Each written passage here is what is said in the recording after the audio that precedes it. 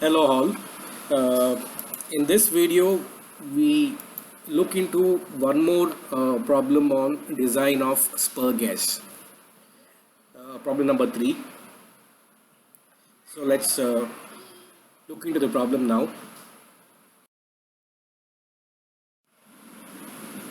All right. So problem number 3. Uh, this is a problem that we have. It is required to design a spur gas speed reducer for a compressor running at 250 rpm driven by a 7.5 kilowatt 1000 rpm electric motor. The center distance between the axes of the gear shafts should be exactly 250 mm. The starting torque of the motor can be assumed to be 150% of the rated torque. The gears are made of carbon steel 50C4. Ultimate stress value equal to 700 Newton per millimeter square. Pressure angle is 20 degrees. The factor of safety is 2 for preliminary design based on the use of velocity factor.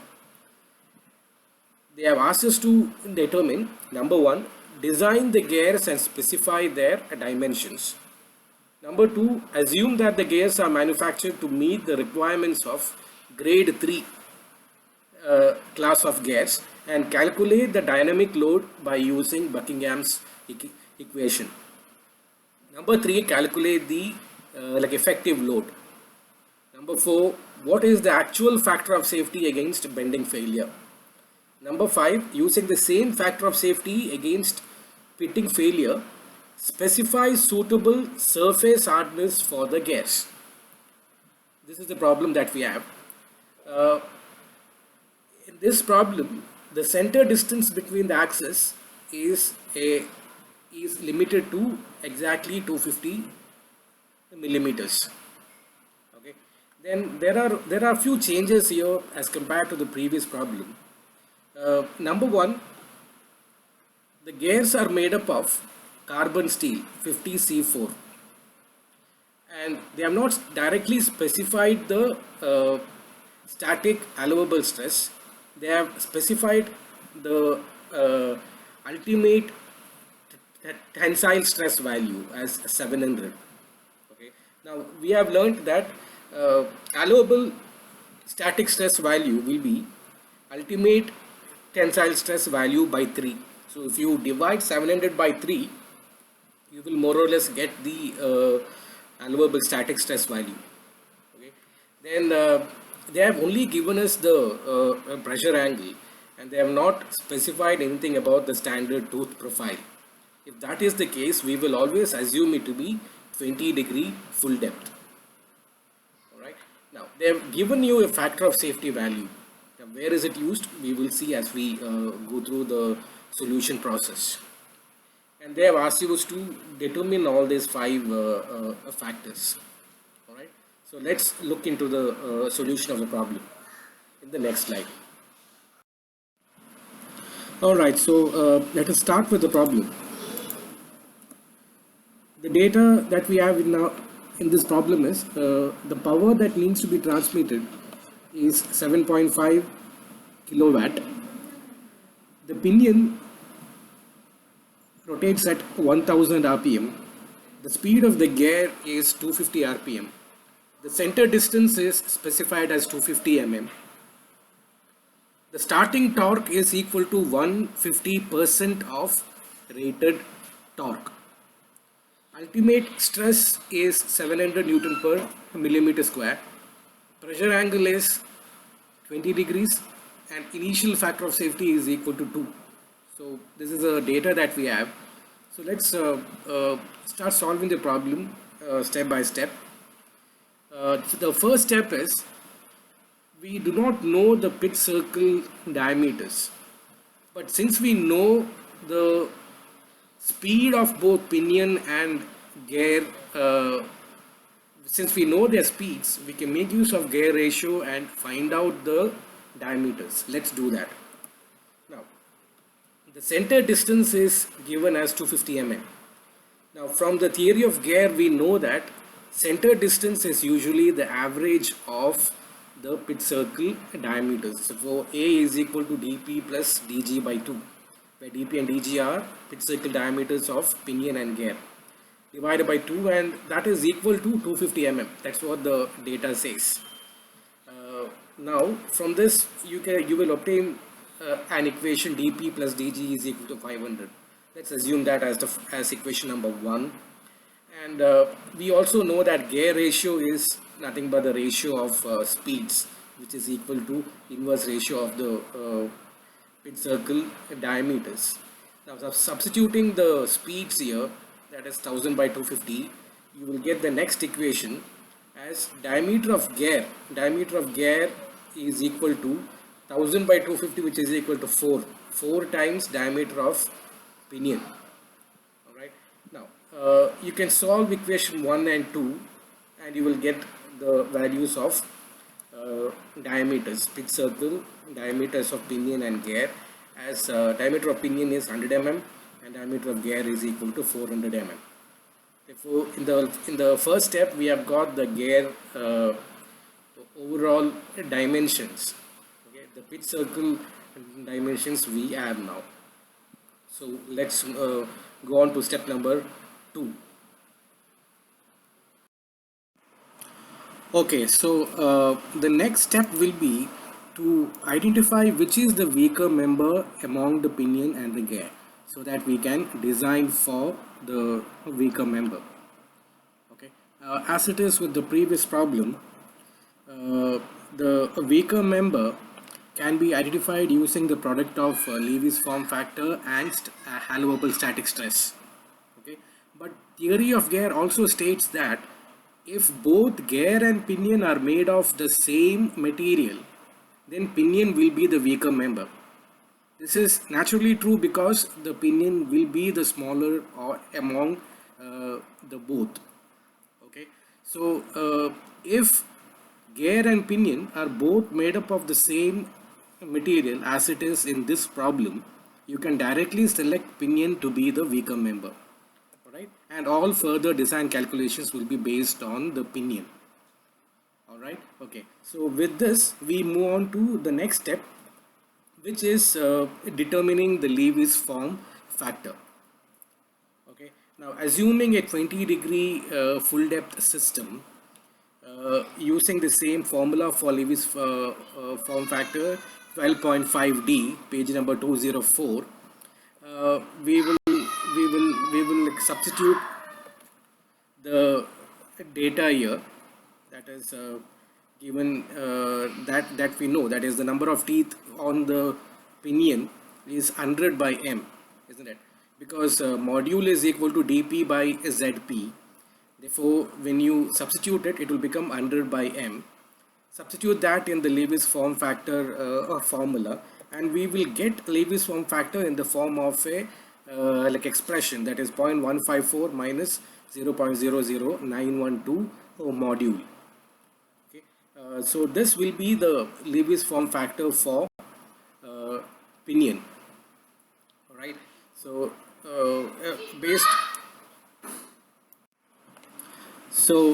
we now have the Lewis form factor for pinion in the form of a formula. It is expressed in terms of the module. So let's go ahead and determine the tangential tooth load in the next slide.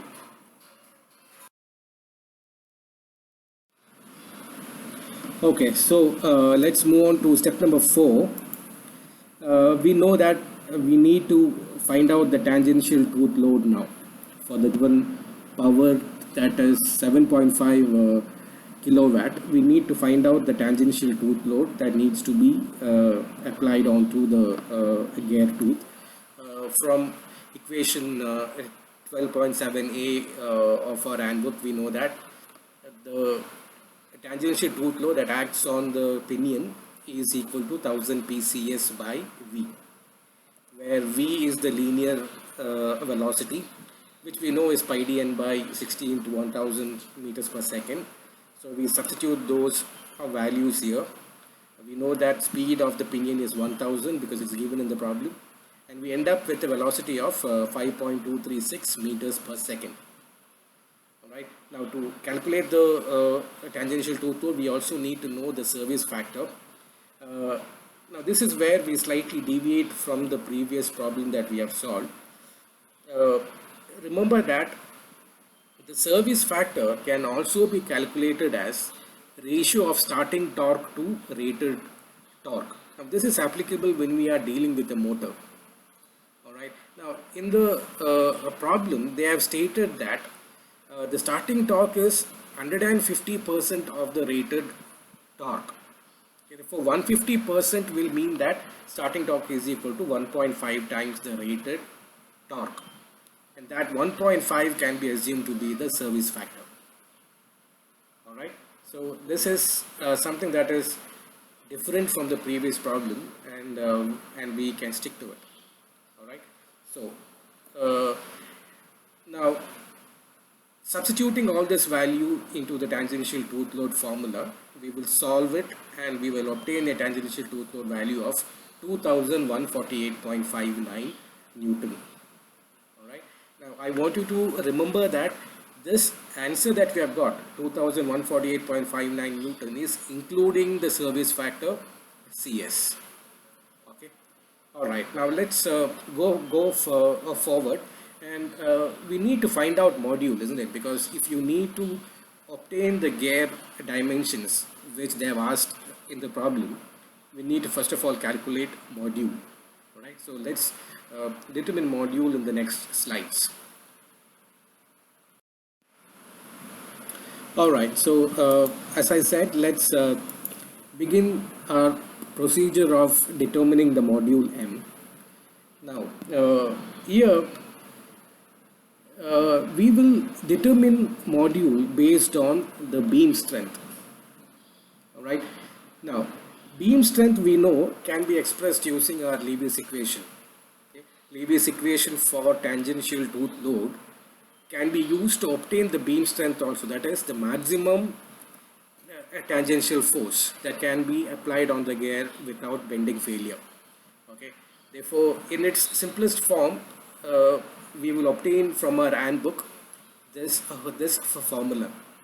Now please remember that equation 12.5a in our handbook is given in multiple forms, right? If you will see, there are multiple forms in which this equation can be expressed. You can use the same formula to calculate normal tangential tooth load. Right?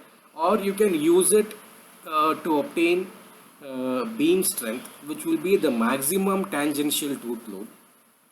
And there are various forms. That is, the equation can include velocity factor, it can include module, it can include Lewis tooth form factor, and so on. Depending on our need, we will select the suitable form of Lewis equation. The Lewis equation for beam strength in this problem, I will take it in this form. Okay. Now, before I proceed further, I need to solve for the parameters that fall under this Lewis equation. To begin with, let me just calculate velocity factor also, because I will at some point in time need this, especially to determine the effective force. I need the velocity factor. So right now I will go ahead and calculate the velocity factor. Now in the previous slide we had obtained the linear velocity of the pinion as 5.236 meters per second. Therefore we can make use of the Barth equation as we have seen before, which is applicable for a velocity up to 8 meters per second, which is 3.05 divided by 3.05 plus velocity v. Using this we can calculate the velocity factor as 0.368. Alright, so we have that now. Next, in the Lewis equation we see we need the allowable static stress also. Allowable static stress is not directly given in the data, but what they have mentioned is ultimate stress. Okay, And we have learned in machine design 1 that if you will divide ultimate stress by 3, you will normally end up with uh, the static stress value, allowable static stress value. Therefore, you divide 700 by 3 and we get 233.33 Newton per millimeter square. Right? Now, this formula is not, I don't think it's there in our handbook, so please remember this. Okay. All right. So, we know sigma d, we know Lewis form factor in the form of a equation. All right, and we will find out the value of the phase width now. Phase width we know is given as part of a range in our handbook. The usual phase width will be 10 times module, which fits in this range of 9.5 module to 12.5 module. Right. Now let's proceed further in the next slide. Okay, so proceeding further, we are determining module M. In the previous slide, we had obtained the formula for beam strength of the pinion as sigma dp byp into p, which is another expression of Lewis equation, which we use to determine the beam strength. Now here, if you see the Lewis form factor, we have expressed previously in terms of module because we don't know the module yet. Therefore, substituting in this formula for all the other factors, especially the Lewis form factor, which is in the form of this like expression in terms of module M, and then simplifying further, we get the beam strength as 1128.86 m square minus 66.85 m cube. Okay, therefore, we get beam strength in terms of a cubic equation. Okay, so in the problem statement, they have already given us an initial factor of safety, isn't it? Now, assuming that the beam might fail due to beam strength or might fail due to bending strength. Okay, we will first check for the beam strength. That is, what is the maximum bending load that can be applied on the gear tooth. Okay. The effective force is determined by the tangential tooth load by velocity factor. Alright, so we have calculated both already. Therefore, substituting that, the effective force that acts on the gear tooth is 5838.56 Newton. Alright, now this is the effective induced force. The maximum force is FBP. Okay. Therefore, factor of safety against bending failure, factor of safety against beam strength, we will define it as the ratio of bending strength, which is the maximum force that can be applied without failure, divided by effective force in this particular problem. So if you take the ratio, we should get a factor of safety. Now in this problem, in the question itself, it is given that the initial factor of safety is 2. Right? Therefore, we can simplify this formula further and get a cubic expression of this nature. 66.85 m cube minus 1128.86 meter square plus 11,677.12 equal to 0. Alright. Now from this cubic formula, it is easy for us to obtain a module. We have to solve this cubic expression and then obtain the module M, which we will see in the next slide.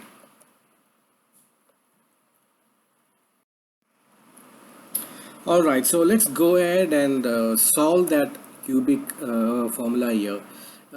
You, as usual, you might be using your calculator to solve this equation, and since it is a cubic equation, you will end up with 3 roots, and you will see that among the 3 roots, the most appropriate answer will be module M equal to 3.63 millimeters.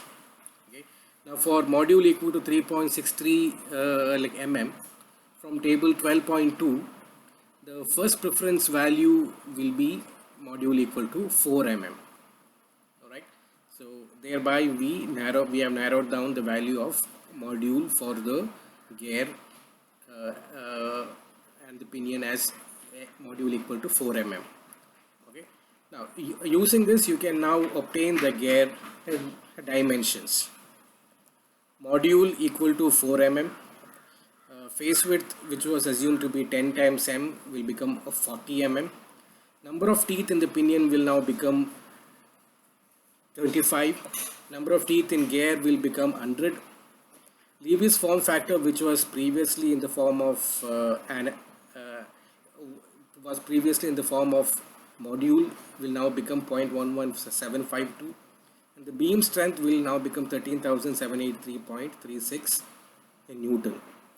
Therefore, the gear dimensions we have now.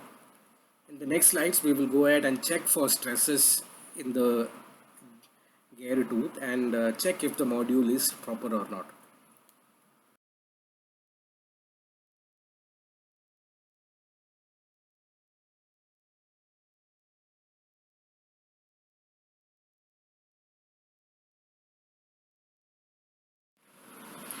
Alright, so now we have obtained module and determined some of the gear tooth parameters which were previously expressed in terms of a module. Okay. Now in the next step what we do is, we know that once we obtain module we can use table 12.4a and solve for the tooth dimensions. Okay, so we will do that here. I have expressed it in a table format. In table 12.4a, for all these gear tooth parameters, it is the equation that is there in the handbook is this. Okay, so now that we know the value of module, we can obtain these gear dimensions. Alright, so this is the step. Now if you will see the problem, they have asked us to calculate many more factors. They have asked us to calculate the dynamic load value. They have asked us to determine the effective load value taking dynamic load into account, and they have also asked us to determine the Brinell hardness number, and they have also asked us to determine the actual factor of safety. Alright, now all these subsequent parameters we will determine in the next slides. So let's go on. Alright, so let's begin with dynamic load now. They have asked us to determine the dynamic load. So let's determine that. Now dynamic load we know is calculated from the Buckingham equation given in 12.12 page number 207. This is the formula that we have in our handbook.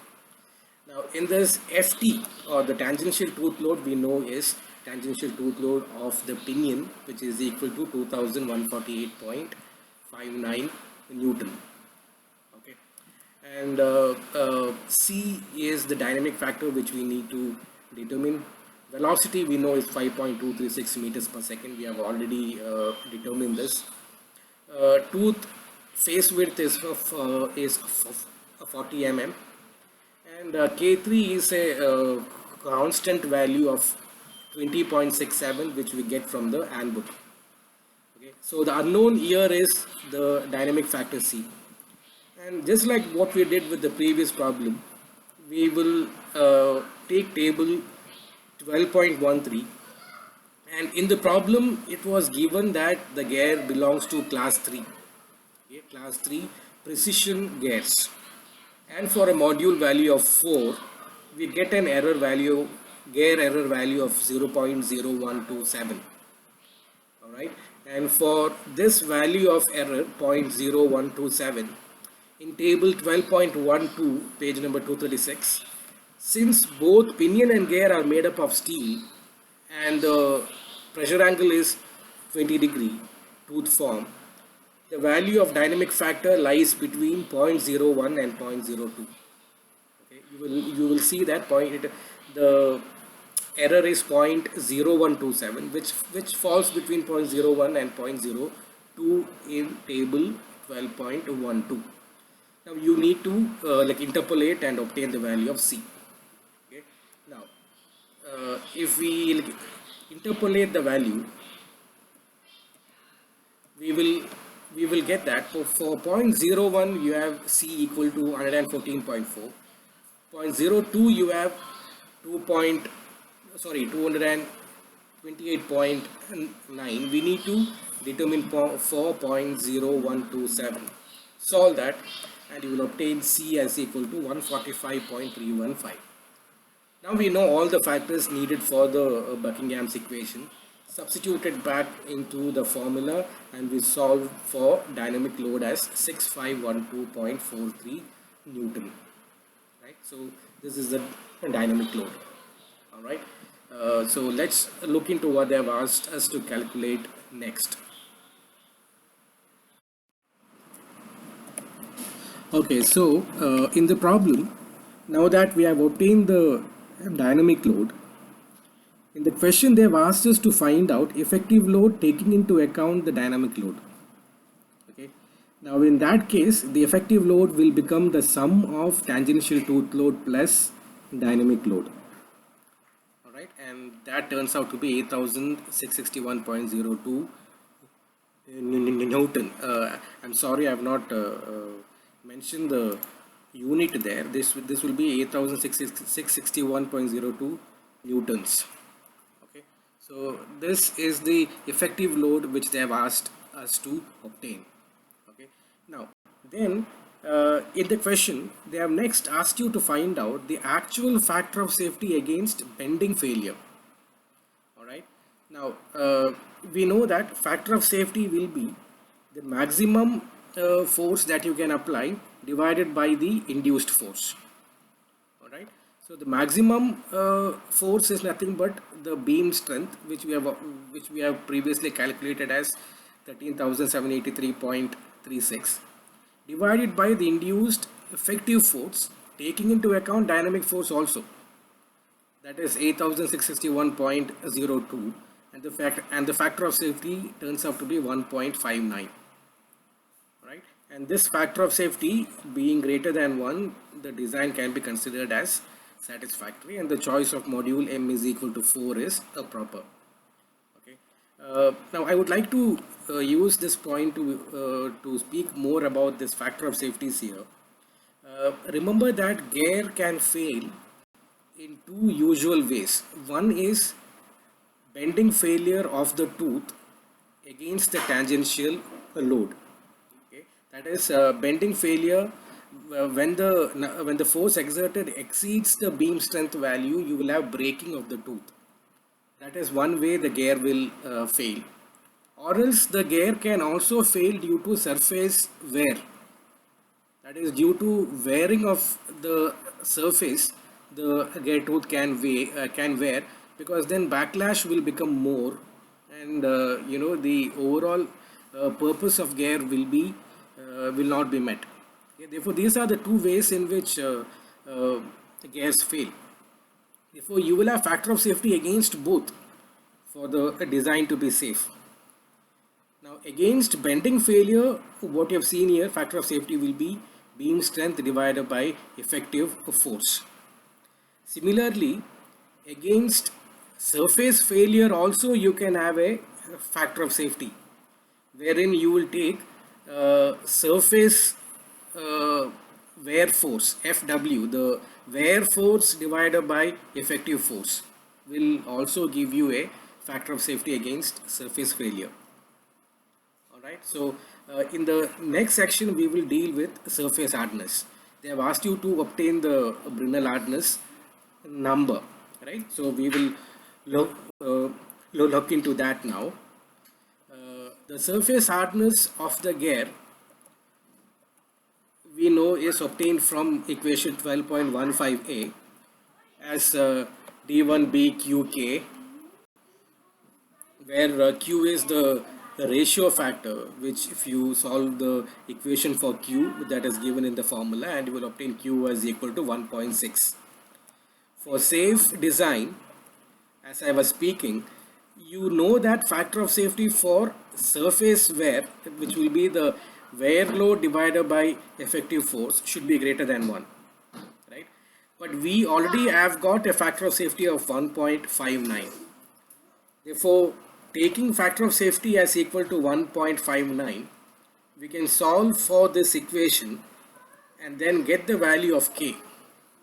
Okay, from Fw equal to d1 bq you will solve for K, and you will get K as 2.15.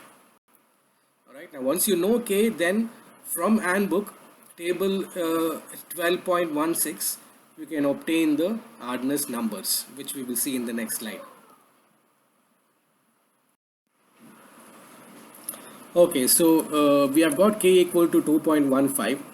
Then from table 12.16, for steel and steel, for both material being steel and K equal to 2.15, the closest value of K is 2.189.